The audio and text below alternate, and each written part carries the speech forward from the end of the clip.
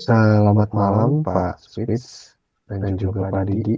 Sekarang kami ingin mempresentasikan hasil final dari project research paper kami yang berjudul analisis segmentasi pelanggan untuk meningkatkan efektivitas strategi pemasaran dan retensi pelanggan pada platform Skill Academy.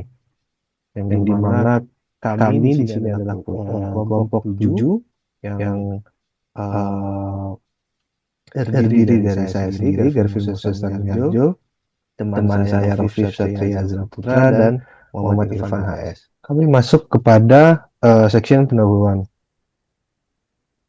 Jadi, latar belakang dari research paper kami mengambil profil perusahaan Skill Academy, yang dimana Skill Academy ini merupakan platform pelatihan online yang dirancang oleh Ruang Guru untuk meningkatkan keterampilan teknis dan juga keterampilan non-teknis bagi masyarakat luas.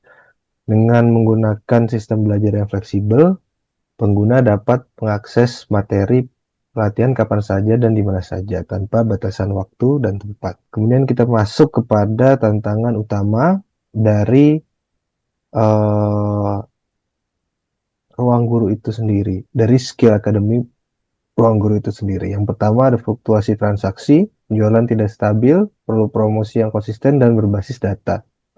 Yang kedua adalah segmentasi pelanggan, yang dimana perlu ada strategi lebih lanjut berbasis usia dan juga gender untuk pemasaran yang tepat sasaran. Lanjut, poin 3 ada efektivitas kursus, yang dimana Skill Academy memerlukan analisis untuk meningkatkan daya tarik dan penjualan kursus. Kemudian yang terakhir ada loyalitas pelanggan, yang dimana adanya tantangan dalam repeat order sehingga perlu strategi lebih lanjut untuk retensi berbasis data. Kemudian kita masuk ke dalam rumusan masalah. Berdasarkan latar belakang yang sudah kami jelaskan sebelumnya, maka kita dapat rumuskan beberapa permasalahan sebagai berikut.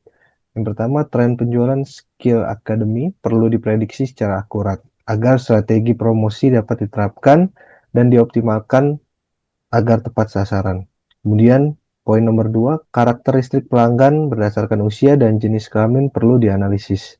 Kemudian, faktor-faktor yang mempengaruhi efektivitas dan daya tarik suatu kursus perlu diidentifikasi. Dan yang terakhir, strategi retensi pelanggan berbasis data dibutuhkan untuk meningkatkan loyalitas dan repeat order.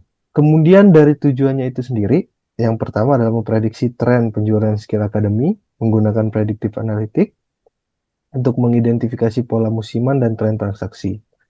Menganalisis segmentasi pelanggan berdasarkan usia dan juga jenis kelamin, mengidentifikasi faktor efektivitas kursus untuk mengembangkan konten pelatihan yang lebih menarik. Kemudian yang terakhir, mengembangkan strategi retensi pelanggan berbasis data seperti program loyalitas dan rekomendasi kursus yang dipersonalisasi.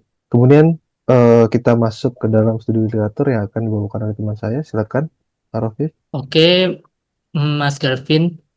Nah, sebenarnya itu apa itu bisnis lainnya sebelum kita ke aplikasi itu?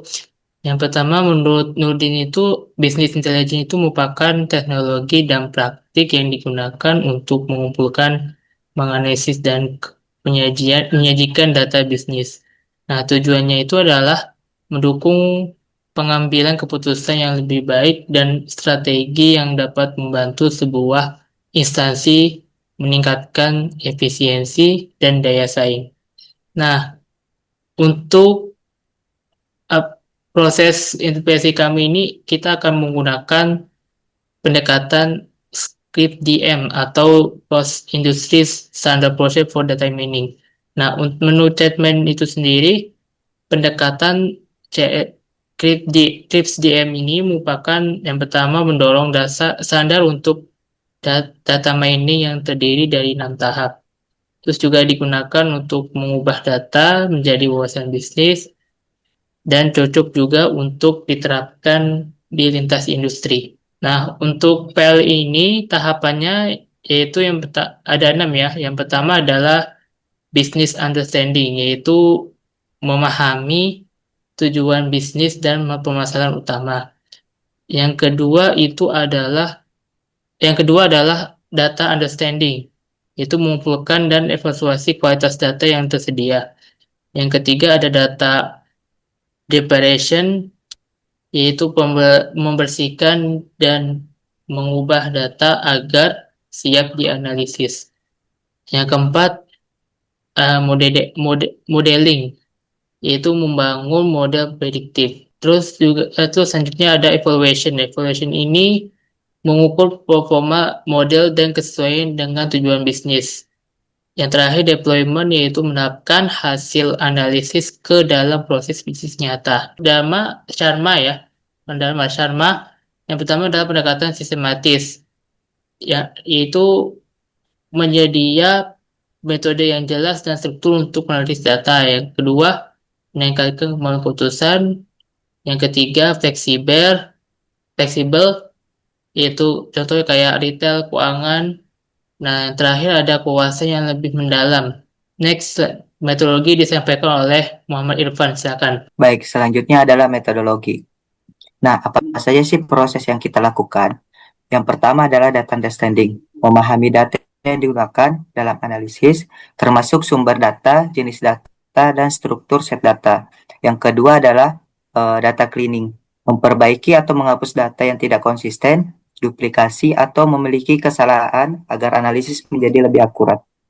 Yang ketiga adalah data preprocessing dan modeling, mempersiapkan data agar siap dianalisis, seperti normalisasi, transformasi, atau mengelompokkan data untuk pembuatan model. Yang terakhir adalah evaluasi, menyajikan hasil analis dalam bentuk mudah dipahami, seperti visualisasi atau laporan, untuk membuat keputusan yang lebih baik. Nah, yang pertama adalah data understanding, di mana di sini kami mempunyai 3 table. Yang pertama adalah table sample order, table cost, dan table customer, di mana table sample order sendiri terdapat 9.994 data row dan 11 kolom. Table cost sendiri terdapat 120 data row dan 10 kolom. Table customer sendiri terdapat 739 data row dan 7 kolom. Nah, yang kedua adalah data cleaning. Nah, data yang diperoleh memiliki beberapa ketidaksesuaian sehingga perlu dilakukan pembersihan data, di mana kita melakukan pembersihan data dengan menggunakan tools Google Colab. Nah, dari hasil pembersihan data tersebut yang dilakukan oleh Python, kemudian diekspor ke file CSV. Nah, dari hasil clean tersebut, di mana tabel core sendiri menghilangkan kolom 8 dan 9 karena merupakan data error yang tidak memiliki nama kolom. Mengubah nilai pada kolom duration dari koma menjadi titik agar dapat dimasukkan ke dalam tipe float. Di tabel order sendiri mengubah format tanggal pada kolom date dari bulan tanggal tahun menjadi tanggal bulan tahun. Yang kedua, mengubah nilai pada kolom diskon dari yang tadinya menggunakan koma menjadi titik agar bisa dimasukkan ke dalam tipe float. Nah, selanjutnya terdapat nilai kosong pada kolom item price pada table sample order, sehingga kita perlu memperbaikinya dengan menggunakan nilai yang ada pada kolom price pada tabel cost. Selanjutnya adalah data preprocessing dan modeling, di mana mempersiapkan data sebelum melatih model machine learning menggunakan model decision tree dan random forest, dengan membagi data ke dalam data training dan testing. Berdasarkan eksplorasi data transaksi pelanggan, data ini cocok untuk regresi karena target atau total amount adalah variabel numerik. Di sini yang pertama di sini kami menggunakan model decision tree. Dari hasil analisis, di mana model menjelaskan variabel target atau total amount dengan sangat baik berdasarkan fitur-fitur seperti item price dan diskon. Ada kesalahan prediksi, di mana MAE menunjukkan deviasi rata-rata dari nilai aktual. Maka kemungkinan terjadi overfitting. Model mungkin overfitting karena koefisien determinasinya tinggi tetapi MSI-nya tetap besar. Selanjutnya, menggunakan modeling random forest. Dari hasil analisis tersebut, dengan koefisien determinasi sebesar 98,43%, model memiliki kemampuan yang sangat baik dalam memprediksi total amount berdasarkan fitur-fitur yang diberikan, seperti item price dan diskon. MAE dan MSC lebih baik daripada decision tree. MAE lebih rendah dibandingkan dengan decision tree, mengidentifikasi bahwa rata-rata kesalahan prediksi sedikit lebih kecil. Random forest ini lebih stabil dan tidak mudah overfitting. Tidak seperti dengan decision tree, random forest lebih tahan terhadap overfitting karena melakukan rata-rata dari banyak pohon keputusan. Dari hasil evaluasi tersebut dapat disimpulkan bahwa Random Forest lebih akurat, stabil, dan efektif dalam memprediksi transaksi pelanggan. Cocok digunakan karena pendekatan ensemble learning yang meningkatkan performa. Nah, dapat dilihat bahwa Random Forest terbukti lebih baik daripada Decision Tree karena MAE dan MSE lebih rendah dari skor yang lebih tinggi. Model ini memberikan prediksi yang lebih akurat dan lebih stabil. Nah, dilihat dari tabel tersebut, di mana dari kriteria bisnisnya akurasi dari analisis model, Random Forest memiliki akurasi yang lebih tinggi dibandingkan dengan decision tree. Dampak bisnisnya adalah keputusan bisnis menjadi lebih diandalkan.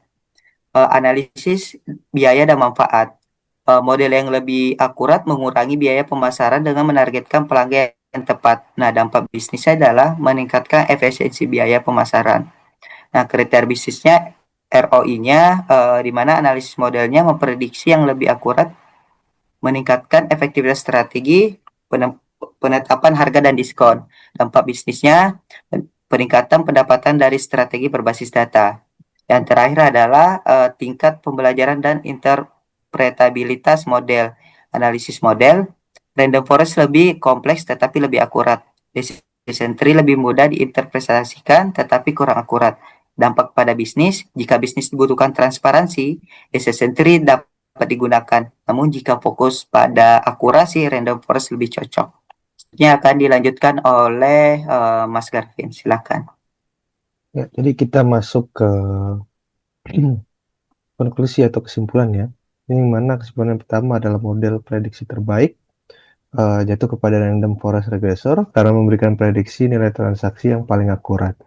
Kemudian dari segi segmentasi pelanggan, mayoritas pengguna berusia 30 tahun itu berpotensi untuk dapat dilakukan pemasaran B2B yang ditargetkan. Kemudian untuk performa kursus teknologi atau pemrograman memiliki performa terbaik.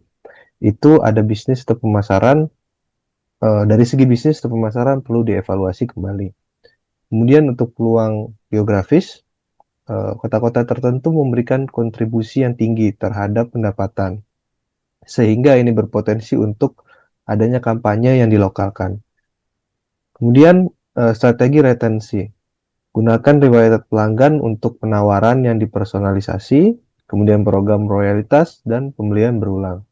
Dan yang terakhir, dampak strategis. Pendekatan Krips DM dan juga bisnis intelijen mendukung pemasaran basis data, penyempurnaan produk, dan juga loyalitas pelanggan. Sekian dari kelompok kami, terima kasih.